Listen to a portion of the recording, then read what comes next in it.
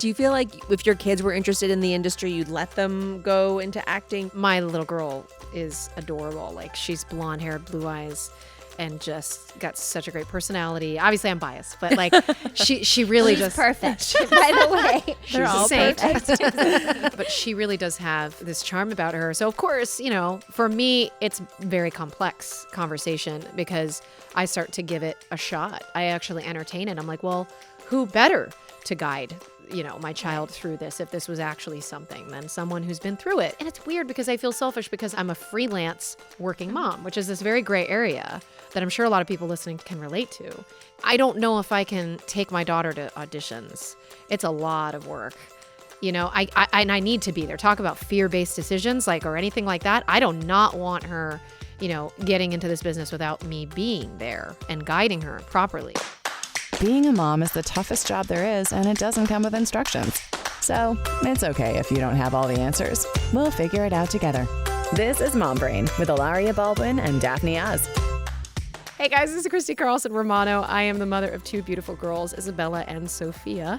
And you may know me as the voice of Kim Possible, Ren from Ren Stevens. I have lots of other AKAs, been on Broadway as Belle and Beauty and the Beast. And so I'm really excited to be here. Well, it is Mom Brain, right? It is Mom Brain, and that was the genius of this, is we've named it something that where we don't have to make sense. I love that, you guys. No, But somehow we end up hopefully guiding back to and getting to really important critical truths of motherhood, universals of motherhood. That was sort of the whole idea here was we all have different details and we all have different perspectives, but the nuts and bolts of motherhood are so common. And it's actually so much fun to get to see how people deal with the same thing in different ways. Yeah. And you, speaking of dealing with the same thing in different ways, are on your second baby now, second baby girl. Yes. So what's been different the second time around? Now that she's 3 months old, but and your oldest is what, 2? Yes. So what's been different the second baby? So first one is 2.5, which is an interesting, unique. it's a hard age difference to have. It is. Yeah. So I think they're 26. I think, right? Because I can't even. no. I can't even do math anymore. More or less. I can't do math at all. They're 26 months apart. I'm pretty sure, and that's pretty much 2 under 2. Give or take a couple months, right? And I was like, I didn't mean to do that, but we did it, and it's fantastic. But oh my goodness, yes, the second one, obviously we benefit from knowing what so much. We already have the gear, and luckily it's another girl, so it's like kind of everything becomes a twofer. Yes. At a certain point. So that's how I justify all my Amazon Prime purchases. I'm like, she's gonna use that. Don't worry. Eventually, this podcast should be sponsored by Amazon because I Literally. swear Lauren are their best customers. We're buying 4 of everything. It's ridiculous. That's hilarious. I saw some meme online and it was like, if my wife was a Transformer, she would be Amazon Prime. Oh, that's hilarious. That's us. Yep. I mean, even for coming out here, I always you were just talking about, so she just came yesterday and I came, I think, the day before. So at some point in the past 3 days, I arrived here. Yes. And I just order stuff to be at the hotel and it's just, you're not just so playing much around. easier. Yeah. Do you have your kids with you? Right now? I always travel with them. Oh my gosh. That's why bless I don't you. travel that much. It's because I don't know how to be away from them. Yeah. And it's not that I don't want to have that me alone time. It's just that I have anxiety about it. I've been away from them with none of them with me one night since they've been born. That's amazing. It touches my heart. I don't know. I think it's a little crazy. I think it's a little crazy. It's not something I'm necessarily I'm so proud of. conflicted about it. But I get because nervous. I agree. I feel the same. And then I want to get back to your experience with the second. I just love hearing you guys talk. I'm just here to So do watch. we, apparently. It's funny because on the one hand, I, of course, have the same. You always worry that people won't deal with situations the way you want them dealt with. And that will indelibly scar your child for life. Yeah. And that your kids will miss you, which they do. And you miss your kids, which you do. And the whole thing is very emotionally traumatic. And I will say that the time I've gotten away with my husband has been the most restorative, most important, most fun. You value it so much more because you know how different it is than the everyday. Yes. And so I don't know. I feel so conflicted for you because I'm like, I love that you've never been away from them, but I also for you, I want you to have a couple of nights to yourself. But to be honest, I think the reason that I don't do it is I think it's out of fear, and it's this crazy fear of what if I die? die? What if something happens to them and then they have no children? I literally think if I knew that I could have like this little trip and everything would be fine in the end, I would go and I'd enjoy it. That's but I so think if I'm interesting. really, really honest, which is like totally me like opening up, and I'm like kind of shocked. Look, LA But brings like, that. LA I opens know, you but up. I to really think it's the thing. chakras. It's like I would be like, you know, a nervous wreck. But like in ways I'm not. I'm not typically that. But like, that's when what I feel like mean. when You're we're all so- together, and then people can always say, well, when you go off to work and you get an Uber, like God forbid something happens, and I'm like, I know, but it just feels, it's a. You can roll out onto like Times Square though. You know, you can like bust Tuck out of and that roll. Uber and take a subway to where you got to. Exactly. She's very limber. She's just gonna roll right up. But I mean, I literally think that is the reason. You know, people will look at me, they're like, "Oh, you're such like a good hands-on mom," and I'm like, I am a good hands-on You're like, it's mom. a fear-based decision. Right, but I am exactly 100%. I feel you. I think I'm just afraid that like my kids would like grow up without no parents. No, I get that. I mean, I know people who will never travel on the same airplane as their husbands or their partners because they're so nervous about, like, they don't let the whole family travel together. This whole thing. You know what? I don't know. I don't know what to say to that because on the one hand, I feel like you're such a namaste person in so many other ways, and you bless and release a lot of things, and you just sort of are, you know, you take what comes and you deal with it in the moment. But the bottom line is, Daphne, we all have to be alive at the end of the day. We do have to be alive at the end of the day. Because I was going to say, at the end of the day, you are getting it done though, and there's so much patting on the back that needs to happen for that. So whether it's a fear-based decision or not, Mama's getting it done. I think I'm trying to like, I'm honest with it with myself, and so that allows me to figure that I'm like probably working on it. Like I feel like since I've weaned Romeo the past week, I'm getting more sleep than I have in a really long time. And I don't know, do I sleep through the entire night? No. But like I'm getting more sleep because he was sleeping with me and he started like, not like my other children. He flails all around. Yeah. And so I literally would not sleep because I was terrified that he would throw himself off the bed. And again, my 3 kids before never did that. Yeah. So that was also another thing where I'm like, we really, like for his safety, for my sanity. Yeah. And so now I'm like starting to be able to think more clearly. And I've realized Right, for the because past you're not like a sleep forever, I deprived, haven't- tortured human. Wow, yeah. Torture Your is logic actually coming a back. very accurate word for it. Torture. Yeah, no, it's 100%. It's a very unique. I'm always intrigued by the way evolution decided that like women should be in this state of mind to raise our future generations. Like, why do we need to have, you know, organs displaced and, you know, recovery in places you should never have to recover and no sleep for years and, you know, all Yeah. of, and maybe actually now that we're talking about this, maybe it is to break down all of the barriers of self-control and like overthink that we do to ourselves in so many ways, because when you're that tired and you're emotional and you're raw, which motherhood does make you, kind of just have to trust yourself a little bit. You have to take what comes and not try to control every instant of it. And Or maybe there's a glitch. you need to plan a trip now that you've maybe weaned. there's a glitch Maybe and there's, we're a glitch. Maybe there's a glitch. But now that you've weaned and now that he's in his own crib no, I and need now to plan that a you trip. need to need to plan a plan a trip. trip. You But it's deserve also a it. bit You've earned it. isolating, right? So that's the other thing. It's like why is it that that's probably just a new age thing that we've been isolated for so long. Obviously, there used to be the whole concept of taking a village to raise, you know, your baby, and now it's like we're coming back around by having podcasts like this and having, you know, Instagram, you know, connections. Like I've met a lot of Instagram influencer moms and stuff, and we've connected, and it's been great. And I follow you guys, and like it's just wonderful to be able to. I've learned a lot about a lot of products. I've learned a lot about just how to be a better parent, better mother and having a voice about being a mother by being able to connect. No, I agree. I think that, and I think we're craving that. I think we want that. We sometimes you just need to hear that everyone around us is going through the same thing, or that at least that we're not the outlier, that this is a very common experience. And you learn so much. I mean, products and recommendations and strategies and techniques and tips and commiseration and funny things and all of that. But I'm curious, like, who is your village? Like, do you have you know, parents or siblings or friends? Like who have you sort of connected with that's made your motherhood experience really fun and enriching? That's an awesome question. So I moved to Orange County, which is crazy in some regards, but it's kind of like living like if, you know, for us New Englandy East Coast people, it's like living in Westchester. Okay. And so there is a commute. And actually, it's more like living towards Fairfield because it's an hour. I'm from Milford, Connecticut originally, so I kind of know the Metro North line really well. You're like every stop on the Metro North. Oh, yeah. You've got it I done. went to Performing Arts High School, and I would commute back and forth until I ended up doing my Disney stuff and at like 14, 15. So from 6 to 14, I was on that Metro North line, pretty much like living back and forth on it. So I was kind of a theater kid at, early age. So I love the train. We don't have anything like that here, which makes it very interesting. So like today I had something in, where was that? Studio City. And then I've come here to Culver, which is a good, half hour, which is totally fine.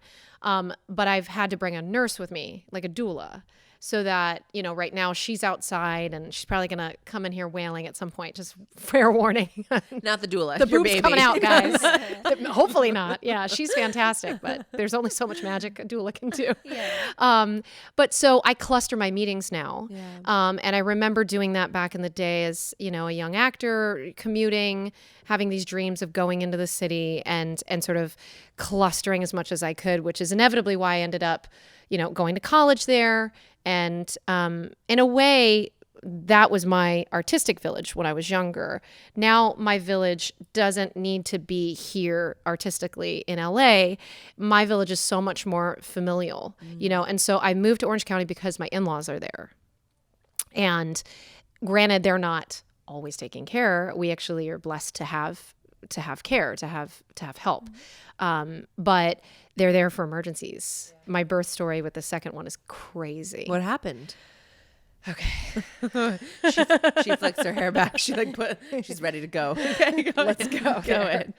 So I loved our home in Orange County. It reminded me of someplace from New England. And I crave that green. I crave it. I miss the seasons so much. I'm really just such a, preppy. Like I literally put recently, my husband was giving me such shit about this, a calendar notification that Vineyard Vines was going on sale at Target like a week ago. And he called me up. He's like, are you effing kidding me? Like, you're the nerdiest, preppiest. So I found a Victorian home in Old Town Orange, which is somewhat like Pasadena. If you guys have ever driven through there, been there, it's got like a historic area. Mm-hmm. And for California, everything's so new here that the architecture is just so weird. And just, you have all sorts of different things smorgasbord together. It's just not aesthetically pleasing. So if you're in a little area that's kind of nice and historic, it just kind of feels like home to me. So I had this gorgeous historic home. Well, rats like old houses and rains that we had in the winter started to get them to come underneath. So there was a rat, because they outlawed poison in California, that was very like high and euphoric. And it came out, crawled on the nanny at the time that I had, crawled around her when she was holding my 2-year-old. Did she quit? She was an au pair. We'll continue talking about that. But so, she was holding my baby at the time, and it was attracted to the light, which is how I guess they get super high, and then they're going to just go to the light. So there's no rat poison allowed, but like rat CBD. Like, what did you give this rat? I didn't give it anything, but we had traps, and I guess that it had this stuff in the trap. So it crawled in there. She ran out. Luckily, didn't drop my baby, and the thing was there for like a day or two. And we didn't own the home, but we had a really long lease, and I was really wanting to stay there. But then when the person came, they said, look, there's something called the hantavirus that rats have. Yeah, they're really dangerous for kids, like babies especially. Really dangerous. I was pregnant. I was like a month away. I was 8 months pregnant at this point. And I was really nervous. I was like, I don't know what to do. Basically, they told us that because it's a Victorian home, there's no way to really rotoscape or something like reinforce the lattice work on the bottom of the house. So it was my dream house, but I was like, okay, I guess, we're going to have to move. We have to call it, because there's no telling what's going to happen when this hantavirus that's in NorCal. He tells me, well, they actually have to wear like hazmat suits to pick up the rats, because it's not even that they have to die or bite you or, they can just be in your vents. And you're breathing it in. Yep. And you can get very, very sick. So I was like, well, a newborn's not going to be able to handle that. Even if there's I had a responsibility to flee, essentially. So we did a huge move. when I the was month before you gave birth. Yeah. Great. And in that same time, I was promoting a Disney movie that I recently did. And I don't know if, you guys have your kids watching any of that yet, but there was a show that I did called Kim Possible. And I was the cartoon character. I got an Emmy nomination for it. Congratulations. Thank so cool. you. But this time they asked me to do a little cameo in the live action version. And they have that right now. It's like airing and whatnot. And it's very cute. The girl they got was, actually 14. And no, she wasn't. She was 16. But I had a blast promoting it. But I was huge, guys. I mean, I can send you guys pictures of me dilated on the red carpet. I was literally 2 centimeters dilated, and I didn't know it. But I had I was wearing Christian Cyrano. Am I saying that wrong? Cyrano. Thanks, guys. Yeah, I know. And I was decked out. I had emerald earrings. I was like, Mama's here to party. Good for you. Yes, I'm not getting out seriously. anytime soon after this. I had a very, very active pregnancy, which included the move. But what it did not account for was getting sick. So we had an au pair. We went through an au pair program. We did not have much luck. The first one that we had was from Germany, and she was quite cold. And we had to call it early. We knew that it wasn't going to work out. So within a week, we were like, look, we want to rematch with someone who's not crying about their boyfriend not being here and not trying to take vacations every weekend and stuff like that. Right. So we found another girl.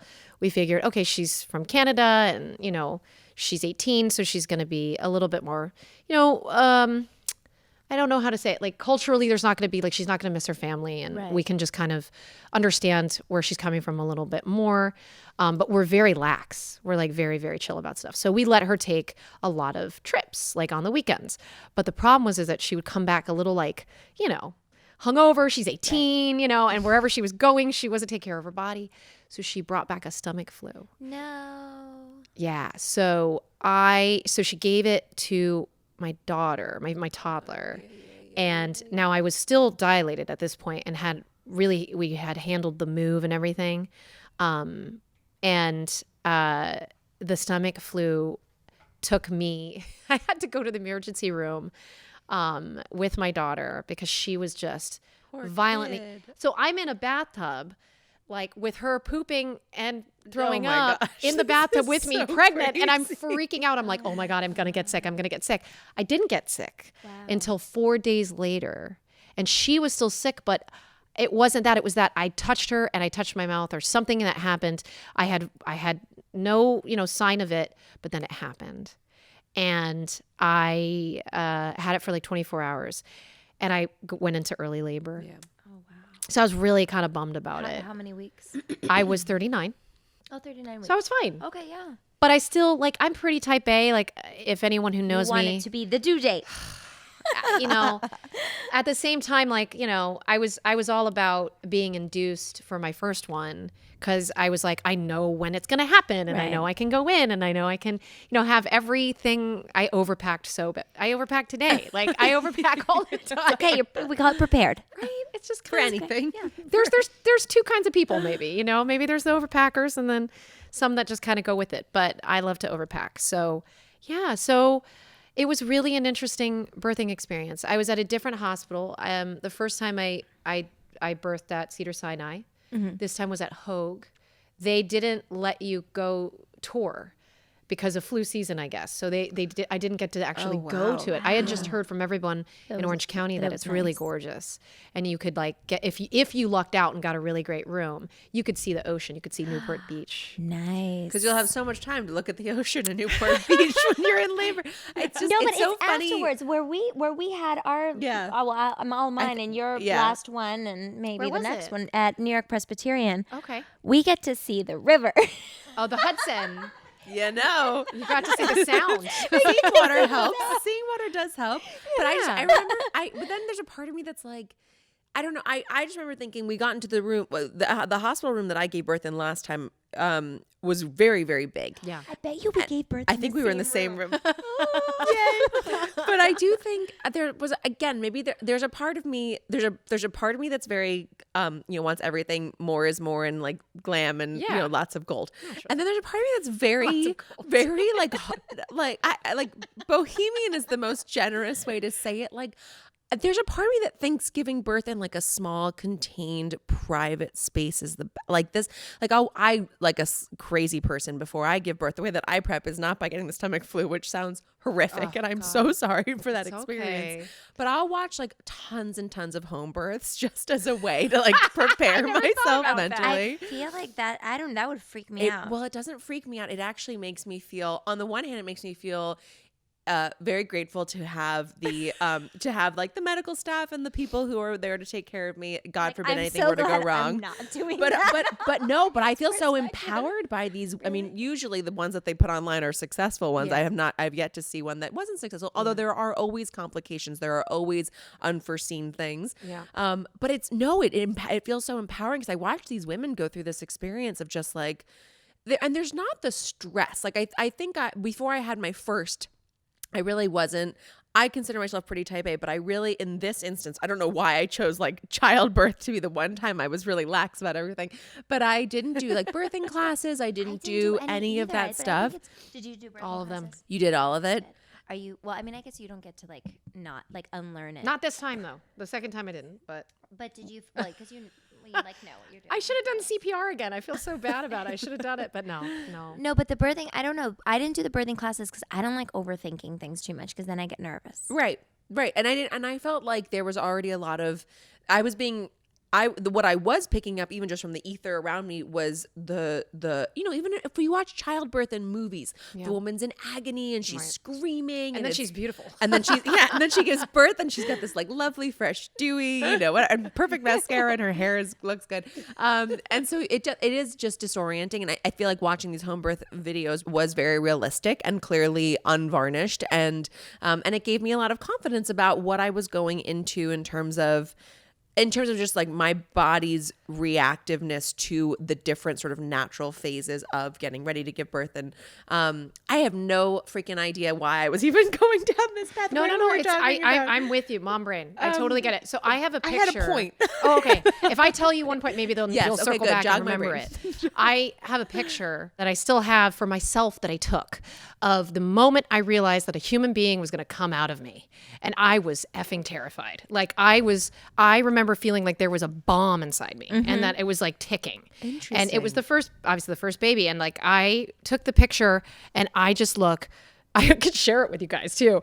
It's just, I'm terrified, and I didn't think to do that, but it's so wonderful if people are, listening to the podcast that maybe do that. Maybe look at, the videos of women that are giving birth and I mean, if you had some, I'm sure they'd love to know the links for those. Well, I mean, someone had given me a link to, and then you went down the rabbit hole. I just went deep down there. YouTube's algorithm, once you start watching anything, it's like, oh, you're interested in this? Well, here are 8,000 more videos. When you go to like whatever. They picked it for me. They picked it for me. It's specially recommended just for me. Yeah, but I do think the point, anyway, all of this to say. Did you get it? Did you get the point back? No, but I'm making up a new one. That's fine. Birth experiences are so unique, child to child, and mother to mother. And I think in a weird way, I found each of my births to be so different, and I found that they prepared me for different elements of motherhood. Like whether it was the first time where I had no idea what to expect, and it was more medicalized than I wanted it to be. And again, and even just that, like the idea that I had a projection of this is what I want and anticipate my birth to be versus here's the reality of what it is. And you live with that, and you are grateful for the fact that you have this beautiful, healthy baby on the other side of it, even though the process to get there was not what you'd anticipated for yourself. Did you have a birth plan? Did either of you? Oh yeah. Oh my gosh. My aunt who lives out here sent me her birth plan, and you better believe it had all the all of it, the best, but whatever. I find that when you overplan, I mean, I think you want to have like a basic idea. What I do is I put myself in the hands of people I really trust. Sure.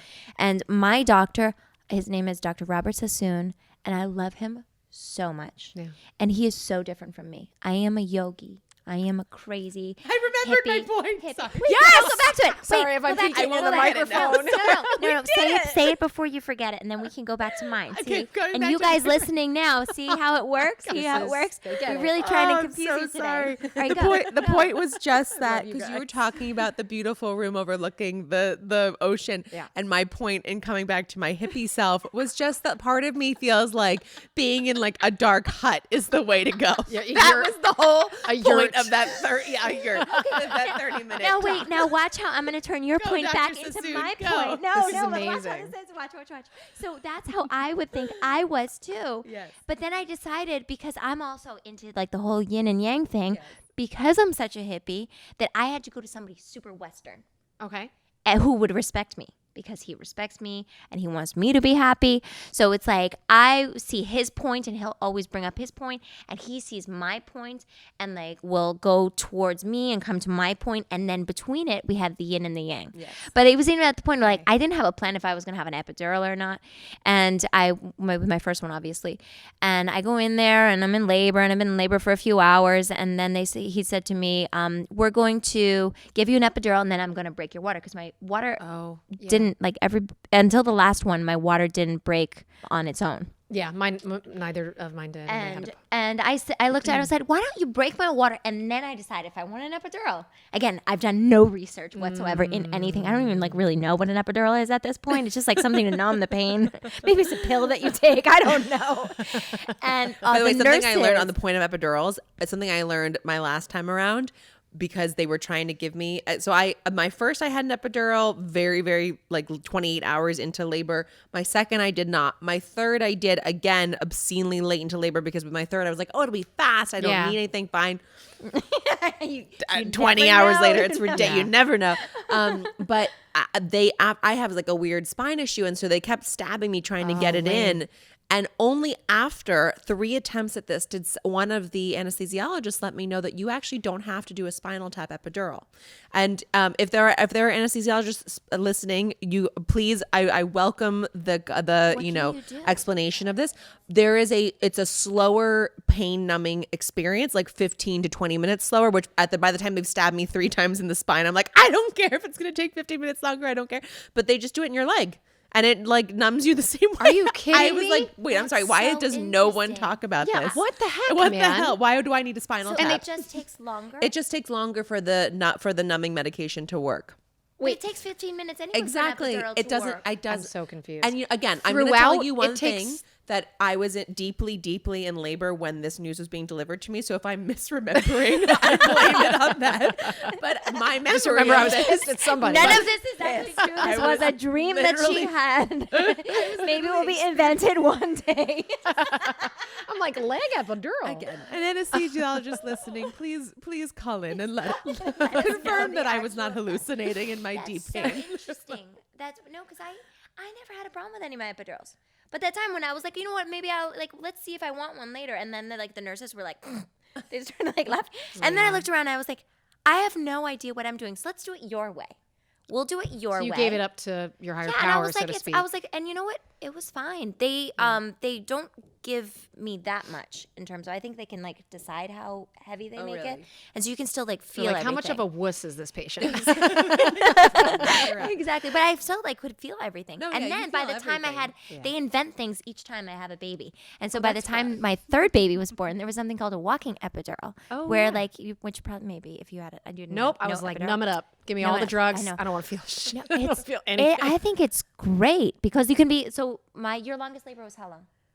I don't even remember. many days. More than one day. More than 1 day. So my longest one was 23 hours. Wow. And then I did until, I don't know, I did most of that. because I did I'm like, Did they three-quarters try no to push epidural. a C-section on any of you guys? No. Because No. I was at 14 and a half hours here at Cedars, and they were like, we have to start thinking about that. Well, they get and I was nervous. like, really? They get nervous because I have to have, my water doesn't rupture either. I have to have it ruptured they get nervous after 12 hours of you being, because I have contractions the whole time, really steady, awful contractions, but I don't dilate that quickly. Yeah. So they get nervous after 12 hours that the likelihood of infection gets higher and higher. And then after 24 hours, they are really on your case about C-section because they are so nervous. I think it depends on meconium. I think it depends on the baby's heart rate. I've had 2 babies that had the cord wrapped around their neck. But that's why I love my doctor, who again, because you people trust look him and to they make say, great well, He's your judgment calls. advocate. He knows. I mean, this last time I had talk about being sick. I had pneumonia while I was delivering him,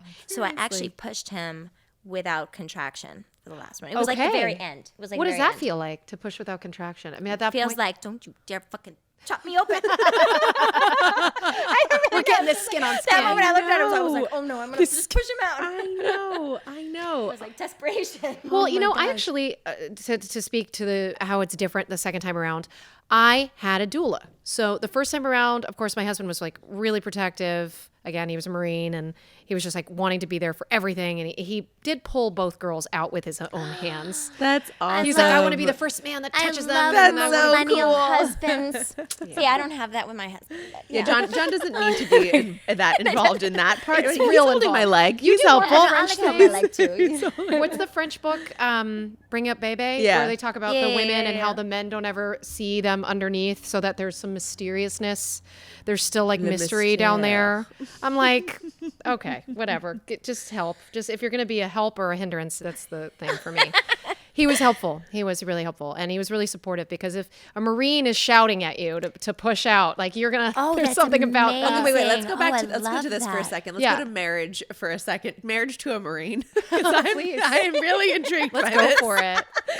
Successful marriage. Because there's a lot of Successful. marriages that are happening to Marines that are just for the benefits. But Wait, how long have you been married for? oh my gosh. Well, we've been dating for like 8 years. Okay. Or we've been together for 8 years, and we've been married for 5. We just celebrated our 5th. Congratulations. And we were in New York. I was doing Good Morning America in December, right around, we got married New Year's Eve.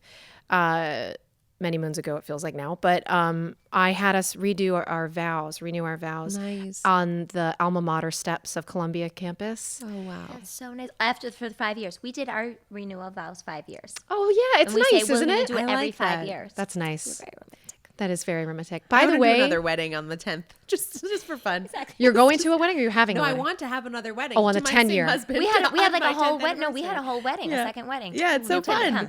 We're going to do that. I know. That was very sad for me. I wanted to be there. This video of Alec the other day when you guys were in the pool, Oh yeah, with the baby. I loved it. Wait, with like I little like almost baby? started to cry. Yeah. Oh, and then yeah, he when was like- he was he was like- kissing your baby. And he was like when Romeo like didn't want to be in the pool. I don't know if it's that one. Sweet though. Your husband is so sweet. Oh, he loves them. No, he really loves them. He's from the third one on. So my last 2, he's not invited into the hospital when I go into labor. Okay, so what's And that? I call him when I'm ready for. You may arrive now.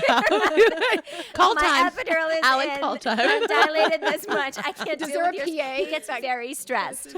He gets very stressed. I'm like, I can't deal with That contractions. energy is not no good for epidural you. and not like I just can't deal with it. The first 2, I was like, But that's interesting. Like so in Mar- terms of what stresses husbands out versus what stresses wives out, and especially in the birthing process, it's very interesting. But I'm curious, like what is your dynamic like? You know, who who calls the shots in parenting? I love this, You know, yeah. what's he like as a dad, and does that sort of discipline come into Yeah. the process? Well, he's got 2 girls, and that's his karma because he was a dog. See, That's what happens. That's what happens. The worst guys get the girls because it's their karma. But he's also a love, and they've already got him wrapped around his finger, even at 3 months. I mean, he's just the sweetest. He's a teddy bear. I've been with him. He got out a long time ago, but he went in for very specific reasons. It was post September 11th. He knew people that died in the towers and everything, and so he felt very compelled to serve. And he has a very specific. I don't even know if he likes me talking about it, but I asked him if I could talk about him today, and he was like, "Okay, go for it." probably won't be I was listening going to to say the he might podcast. not listen. He might not be our audience. He did pull the babies out, so maybe him and Cal Sensitive are the new 2 age guy. the 2 men that are listening to this podcast. My husband has yet to listen to one. That's a very male thing, and he's very masculine. Like his whole energy is very masculine. It's always been very, very masculine, and I've tried to be feminine, and I think his masculinity allows me to be and feel more feminine. Like I can be more feminine and not apologize for it, because I consider myself a feminist. I consider myself someone who's very, but I think I've actually rubbed off on him. Because we'll watch Handmaid's Tale or we'll watch certain things, and he'll even say, "Why is the pronoun always he for things?" Like I've gotten him to that place now, and I'm like, "Yeah, I got you." But he really is. It's really wonderful to have the male perspective in him in the way that he's experienced it by being a Marine, I mean, we're talking about the completely opposite spectrum of sensitivity and inclusion, you know. And so I've seen him grow so much, especially from being a father to girls. And it's been beautiful to watch his sort of metamorphosis in that way. Isn't it funny how they change? Yeah, it's kind of We sexy. We do too. Oh, absolutely. 100%. That's why we keep on Absolutely. That's why we keep on rub the having couch. kids. Now, you guys are living here now. Do you think that you will end up raising your children here? It's interesting. So Orange County is, like I said, it's very much like the suburbs of the East Coast where, you know, you kind of, or even in Hamptons, or my sister has a place up in Woodstock, and it's kind of this pull to the green, this pull to the better schools, this pull to just having more of a community. Like you're talking about a village. I'm really happy there. Granted, it's a pain in the A to come here sometimes, but again, I kind of like that my work is separate from my family. It's kind of nice to keep that dichotomy. It's an oasis when you go home. It is. Yeah. It is. And I obviously, you get more bang for your buck out there too. Right. I mean, you're getting so much more For sure. Quality of life. And I don't think people realize how congested LA is. It gets more and more so. Like every time I come down to Culver City too, they're just building this area up so well, and it's fantastic. But it is a bit more congested. You know, there's just a lot of traffic out here versus, like I said, with public transportations, it's a bit more easy to get around New York. But again, I don't think, I have absolute respect for you guys for having kids in the city. It's really tough. My sister lived down by like West 13th. Right by like sort of the Union Square area, and there was a lot of characters down that way. That's right where I live. Is it I really? live on 10th and University, so right by Union Square. Oh yeah, she lived on Jane, and then she moved up a little bit more, and you know, to 13th and sort of that whole area. I mean, it's a really colorful area. Oh yeah. There are a lot of really great and cool families there. There's Soho House there, and so there is a bit of a community there. There's a lot of art programs there. She was telling me about how there's just so many schools. In certain parts of New York, I'm sure is probably better to raise your family. But I don't know how you guys do it. I think there's like, I mean, I always say that I would love nothing more than to come out here. I mean, I have always lived in a city my entire life. Okay. I've never, ever, ever lived in suburbs. I've never lived in the country. Me going out to the Hamptons, and, you know, we live on 10 acres. It's gorgeous. It's gorgeous, but like I will never stay in that house alone at night. Now I'm never alone, but like before that, I would like if Alec for some reason like probably happened like 3 or 4 times in our relationship where he like wasn't there because he had to like go off to work someplace for like one night. I would make a friend come and sleep in the bed with me. Like I'm like there's no noises outside, there's no sirens, there's no people screaming. No, I've always lived in apartment buildings, and now I actually It feels don't live in safe New for York some anymore. reason.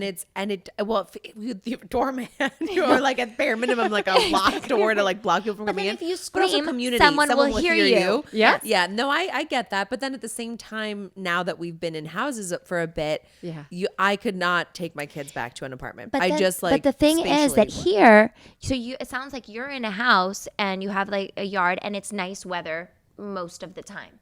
See, my thing is, you know, Alec will talk about moving to Westchester or something like that. And I'm like, I don't think I could be somebody where the weather is bad for so many months out of the year. Yeah. And you're just in a Trapped in the house, house. and then there's a yard that probably is covered in snow, and maybe you can be out for 10 or 15 minutes, and then you have to come back inside. Like, I'm not a homebody like that. And the beauty about living in New York is, you know, the kids are wild, and we just go and I'll put them on the subway, which they think is like super fun, and we'll go to this museum, or we'll go do that activity, or we'll go, you know, to this park. Yeah. And there's always something that we can do.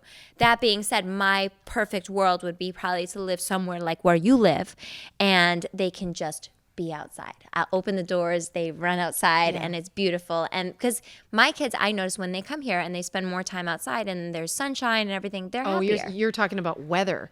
Weather. Yeah. Weather, it all comes down to weather for me. But there's good and bad everywhere. I mean, you get trade-offs. You get great things from the city. You get terrible things from the city. You can spread out in the suburbs, but you don't get the cultural influence, which is really lovely about the city. But I am curious because being in LA, I feel like obviously you've been here for work. You've been here as a mom. You've been here in so many different phases of your life. You went back to New York and back and forth.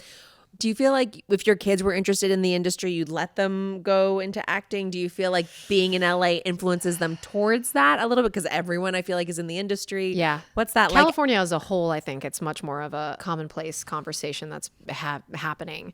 My little girl is adorable. Like she's blonde haired, blue eyes, and just got such a great personality. Obviously I'm biased, but like she really She's just perfect. By the way, They're all perfect. But she really does have this charm about her. So of course, people are having people that always say, right? Right? They're always like, oh, just like your mom. Do they do that as well to you guys? 100%. They're like, oh, Carmen's gonna be an actor or See? actress, and like they do the everything. And there's a lot of emotions that come up for someone who wasn't a child actor. For me, it's very complex conversation because I start to give it a shot. I actually entertain it. I'm like, well, who better to guide my child through this if this was actually something than someone who's been through it? And then I say to myself, okay, but I know what I lacked in my childhood and why it didn't work. So I think I'm weighing the pros and cons even currently of whether that's just makes sense because it's weird because I feel selfish because I am a working parent. I like to think of myself as a working parent, even if I'm not on like a show consistently. I'm a freelance working mom, which is this very gray area that I'm sure a lot of people listening to can relate to. It's like, I don't know if there's in this day and age of, Etsy shops and people that are, finding their way of making a side hustle, if there's such a thing as a stay-at-home mom, because I feel like even your basic, average stay-at-home mom has a joy that, before having children that she can now figure out how to do mobily, roundabout way of just basically saying, I don't know if I can take my daughter to auditions. It's a lot of work. Yeah. I need to be there. Talk about fear-based decisions, or anything like that. I do not want her, getting into this business without me being there and guiding her properly. So that is a tremendous amount of time that it would take. I mean, my mom had me, we have 4 too, and I'm the youngest, and she had to sacrifice her relationships in a lot of ways with the other 3 older ones for me to have this career. And as much as I think I'm grateful, I also think, wow, I think that was a huge risk on her end. And it probably a sacrifice that I'm not sure she understood at the time of doing it because she lost out on a lot of years and it's caused some issues with my older siblings, over time where they're like, you weren't there for me when I was in high school or you were, and it's also caused issues with me. I was going to say, have you talked to your siblings about that too? I feel not directly. I think there's definitely going to be, we have dynamics that I don't feel like are the healthiest amongst their own issues that they are having that I think might have had something to do with the dynamic being the way that it was. Right. And so now I have 2 and I just think there's a lot more risk than there is reward. So the thing that everybody always says is, oh, but you could pay for their college. Well, you're going to have to pay for their college anyway, right? Whether it's through loans or whatever it is you're going to do, you're going to save up. I just don't know if the risk is worth it for me because I am still trying to hone my career and keep my career. I just don't know if that's in the cards for right now. But the sad part is that when they're young is when they have the least competition. So if they're going to get a leg up, you want to do it younger. So it's just, there's a lot of things to think about. You just got to make the right decision for you. I think, watching my kids and being in, somewhat of a similar situation where my children have a parent actor and then people project. And when people say these things, they're all of a sudden they're like saying, wow, whichever one of them, they definitely are going to be an actor just like their dad. People want to see that. And there's been moments where we're like, oh, well, should we? But then in the end, I've seen them change. I mean, your daughter is 2.5, right? Yeah. So she's 2.5. There's so much of what people are seeing is a 2.5-year-old and that free spirit and outgoing and all the things that you're doing right as a parent to let her just be herself. And then the moment that they start to become self-conscious, then, or even silly things where, this morning Romeo climbed into Carmen's luggage that still has clothes that are folded up and she's kind of living out of her suitcase right now because we're only here for a week, and started throwing her clothes out of it. And it was so funny And then he looks at us and starts laughing. And then he's like doing it even more because he got a reaction. Do you know what I mean? So it's interesting at the age when they start to say where like, their gratification comes that from. makes you laugh. That makes me feel good. So I'm going to do it more. And I think as kids develop, you know, I always wonder, I don't have the answer. Do we allow them to explore this really kind of cool niche world that, you know, that gives the them three of us are influence. privy to be able to see from the inside, and really it's an experience to be able to see it? Or do we protect them from that, pull it away, and sort of say, no, we This want isn't to even make an sure. option. Well, I think the real question is, do you nurture something that's inborn in them that they want to explore, or are you inadvertently, maybe consciously or not consciously, creating something in them and pushing them towards something What's authentic. knowing that it's not all good, knowing that there are so many great parts of it, but that there are complications, and that there are complicating elements for just the time that it involves, and the influence that of other people around them, and the and I'm sure the dynamics of feeling like an adult at an age when you're not ready to feel like an adult. Yeah. I know we have to end, but there's two things that I want to say. Well, number one is on this. I think it's interesting because you're kind of the product of what we're talking about. So because right. Yeah, interesting. So like Very you interesting. are, you know, the actress that has a little girl who is, you know, Contemplating getting involved right, in that. exactly. I am the wife of an actor who has, you know, 4 children who people make these comments about, and sort of you think about. And you are the daughter of a TV personality. That's very interesting. And you have gone down that road, and you turned out just fine. My friends, I paid my friends to say that. Yeah, that's so interesting. Yeah, you know, it's funny. And that makes you. I was thinking when I was listening, when I watch videos of, you know, like Rafa strumming his guitar, like Carmen being very dramatic, and like, and I do. You wonder if these things are genetic. You wonder if these things, if they are just born with this natural desire to entertain, or this like ability to be a performer, and an ability to be to have people watch them and not be unnerved by that. I think some people are really introverts from the outset, and they're like, don't look at me, don't talk to me, like I just want to be here. Yeah. And there's some people for whom it makes them deeply, deeply happy. And like that's what I'm curious about too, is I'm not sure I don't know what is inborn. I think what was inborn for me anyway, or what I learned from my parents, was curiosity, like really deeply loving to hear people tell their stories, and wanting to learn from them, and wanting to, ask maybe inappropriate questions, but hoping that the intention is to learn. So people are normally pretty game to have honest, candid conversations around that. You know, and we both talk very fast. I don't know. But I think it's very interesting because I also know that as a parent, you know, thinking about my kids and where they'll end up one day in their lives, and wanting for them to be happy, and wanting for them to be fulfilled, and wanting for them, knowing that fulfillment comes from hard work, you know, wanting to help foster whatever trajectory that's going to be for them, but also wanting to protect them from, you know, inevitable heartbreak and rejection. And rejection, and also knowing that nothing's like, media is this weird game of hurry up and wait. Like, you have to be in the right place at the right time with the right experience and the right skill set, and happen to be whatever the producers are looking for. And even then, it's like a 1 in 50 chance that there's even an opportunity there. And I just, you know, it's always tricky to me, this idea that you want to give them a path to success, and that it feels like an unpredictable one to me, because it's so arbitrary. It all is. And that was the other point that I wanted to make, is that, you know, I have a friend who I'm not going to say his name, but he's a very famous singer, and he is a father, and he is making certain choices in his life where his children are growing up very differently than the average child. Mm-hmm. And I had this conversation with him of like, how much are we supposed to raise our kids and try to really, because I'll see some, you know, people in the public eye, the celebrities, you know, they will sort of say, okay, we're just going to completely never speak about it at home. You'll never, like, they won't even know. Oh. And that their mom or dad or both or whatever are famous. Right. And he said, look, the most important thing in creating grounded children is that we accept reality. I am their dad, and that is their reality. Mm-hmm. And so my job is to say, hey, I like who I am. I like what I do. I'm passionate. Come with me on this, like, you know, crazy journey life that I'm doing. And it's all okay, because kind of normalizing it, you know, not making...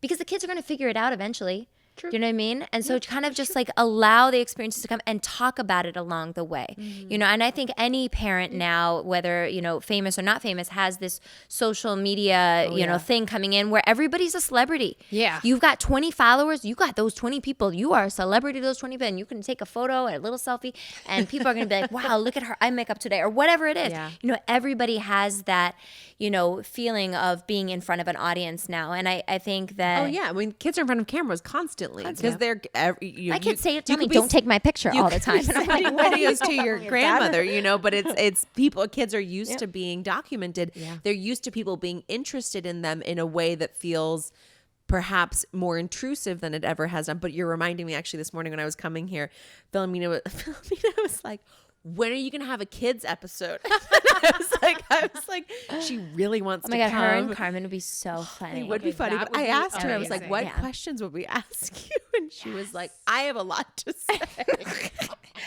Well, hopefully the two of them could like be the Carmen and they could run they this love show. each That other would a actually lot. be really funny. We should go in the interviewee chairs And they and could let them interview ask us. the questions. Yeah. That's genius. I think that, no, I think if Rafa, I don't know how your son is, but like Rafa just would say poop all the time.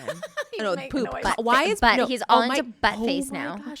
So we took a picture. Cal's like, could Cal you is just like, lasso? Cal said wrap up 5 minutes ago, by the way. But sorry, last thing. So we took they were having a meltdown about something. So oftentimes in the face of meltdowns, something that works is distraction. And the easiest thing I had at my hands at my disposal was a Snapchat filter this morning. So we were taking these funny pictures of them with different filters on.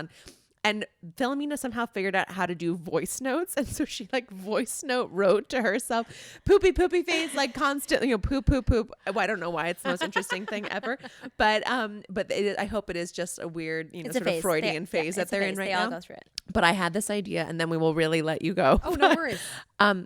Alec will sit in the middle and he will be the moderator, and Philo and Carmen will be the questionnaires, and you and I will sit and be interviewed. Share that one chair and right share over that there. one That's chair. adorable. I think it will be brilliant. Great. And I'm sure they would all be into. Alec is always like, when can I come back on Mom Brain? He He's came the out one best. time. He doesn't listen to it. He's the He's best. got to listen to it before he comes back on. Yet he wants to be on it because he wants all of us to listen to him. See how that works? I know. see. Yes. So you have a new show launching on your YouTube channel where you're going to be cooking with 90s and 2000s stars, which I love. Where I mean, obviously I love to cook. Where'd your passion for cooking start? Has it always been a thing for you? I think it started when I got serious with my husband. I was recently on Hallmark Home and Family, and I did something for Valentine's Day. It was called my love pasta, and it was literally just kitchen sink pasta of what my, you know, very single bachelor now husband had in his, like, you know, pantry at Columbia. And again, we met in a screenwriting class, and he ended up becoming a screenwriter, going to AFI, and he's stellar talented. But like, I just wanted to impress him and made this like random pasta. And then as we started to get more serious, I started to try to make more food to impress him. You know, basically just, you know, trying to hook a guy. It's That's totally kind of a bad legitimate example. incentive. Isn't it? I am so down with this. real feminist, you know. Put on your apron, honey. Get that ring. But I think that's ultimately why I wanted to impress him. And every time he would eat something and tell me it tasted good, I was like, "This is amazing! Like what power I have over Me. No, I'm sorry. Nothing feels so good as putting a home cooked meal down in front of someone and then being like, "This is the best thing I've ever eaten," or them just appreciating it. And then when you they feel brag like about such your a cooking, goddess. It's amazing. when they brag about your cooking. brag about your husband- cooking. My husband talks about my gazpacho and my paella to like everyone, and I'm like, okay. I need to eat these things. By I the know. way, Well, yeah. just the way she I'm said ready. it was so tasty. I know. All of a sudden, Gazpacho. I'm so ready. So I just loved cooking. My family is, you know, a lot of bakers. Romano's Bakery was a huge tri-state bakery. Yeah. In what, do you know of this? Wait, wait, no. this is a big moment. I love when Hilaria No. puts things together. I know this is a big moment. You guys had the chocolate cake. It's Romano's chocolate cake. okay. Did No, we? you Okay. did. Wait, there was a bakery. Romano's was a bakery. Yeah. And you guys had this chocolate cake, Okay. and then you guys closed. Yeah. You closed. Okay. And it was like the end of the world. Really? Are we sure it's the same one? No. Okay. It is Romano. It was called Romano's chocolate cake, and you Okay. guys would was tie so up the string special? with this white and red tiny like thread string. I don't know what's called rope. I don't know. Like very Like a bakery, thin. like a bakery. Okay, I have No, to. it's 100%. Okay. You guys had like multiple in the Massachusetts area. No, it's Romano's Bakery. It was called Mama Romano and Six Sons. Okay, but nope, not that one. Okay. Really, but I called really want to Romano's find this Bakery. bakery for you now. I feel like I have to find it for you. We have to get you that recipe. No, it's gone. It's gone. Come on. Forever. If someone's Forever. listening, that's another Romano. That's from Massachusetts. Get us It's that not recipe. No, it's not possible. There's a lot of Romanos, and But some is of there them a are not lot even of bakery? Italian. But is there a lot of bakery Romano? There might be. There's a lot of To call Italians your in the. mom after this. We need to find this out. I'm going to find this out. I'm going to call Cal. I'm going to be like, Cal, I've got the chocolate recipe. And you're going to name your next child after me. Romano. If I find Roman and Romano. Chris. That's so funny.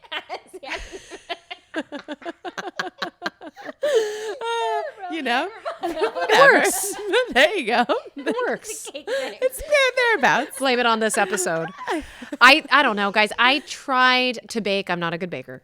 So whatever was in my family, it's not over here. However, I did make cannolis recently, and it was good. It was a good Cannolis are tough. experience. Cannolis are tough. But the to do. shells, I didn't make the shells. Oh, okay, that's I the got tough part, those yeah. imported, yeah. But the filling was super important, and it was a family recipe, and it's just fantastic. So I've loved cooking, but more importantly is this whole nostalgia thing, guys. I mean, there's a big thing here. I mean, it's not going away. I thought it was. I thought that, the fans from my shows that weren't actually in the 90s, they were maybe 99 was when I first started filming, but they came out in the 2000s. But people don't really, I guess they call it the aughts, AUGHTS, the OOs. Aughts. Yeah, I don't know. I never know how to I know, describe yeah. what years we're in now. We're in It's the like teens now. millennial Okay. talk. Because by the way, next year we're going to be in the 20s again. Oh, that's remember kinda when we were fun. talking about That's 1920s? weird. That is I really know, but weird. now we can get to talk about the 20s again, so it's going to be easier. For the past 20 years, You're going to it's have to been very start difficult to smoking long reference now. cigarettes like this, though. But they'll be vapes. With a filter. Yeah, they'll be vapes. They won't actually be cigarettes. Electronic, like 20-foot long cigarettes. Oh my God. So I decided that it would be really fun, like we were talking about, sort of having control over your own brand, having, with influence in social media and having connection to your community, having this really fun idea of Christy's Throwback Kitchen. Because actually, let me repeat that. So it's a really fun idea of Christy's Kitchen Throwback. And essentially it's, having my guests come on, people that other people are nostalgic for, and seeing us interact, talk about anecdotes from when we shot together. And it's definitely going to be a lot of fun. The things we're making are maybe ingredient or recipes that are from shows that we did. Oh, fun. Yeah, it's kind of different. That's a great idea. I don't think that YouTube hasn't really locked into the nostalgic space yet. There's not a channel. There's not one particular celebrity that's like, hey, I'm going to, embrace and lean into this nostalgic thing. But it's not going anywhere. Mm-hmm. And I think that people feel comfortable in that, especially in this day and age of it being so sort of like chaotic, and there's a lot of people polarized on a lot of different issues. And so it's just one of those things where I think comforting. Get back to the warm, fuzzy feeling. Which is where the kitchen always comes in. Exactly. Good. Well, congratulations. That's exciting. Thank you, guys. Where can we follow you? Oh, yes. You can follow me on Instagram at the Christy Carlson Romano. The new YouTube show is called Christy's Kitchen Throwback, and we're going to start our episodes on June 27th. So go ahead and subscribe to the channel. Awesome. That was so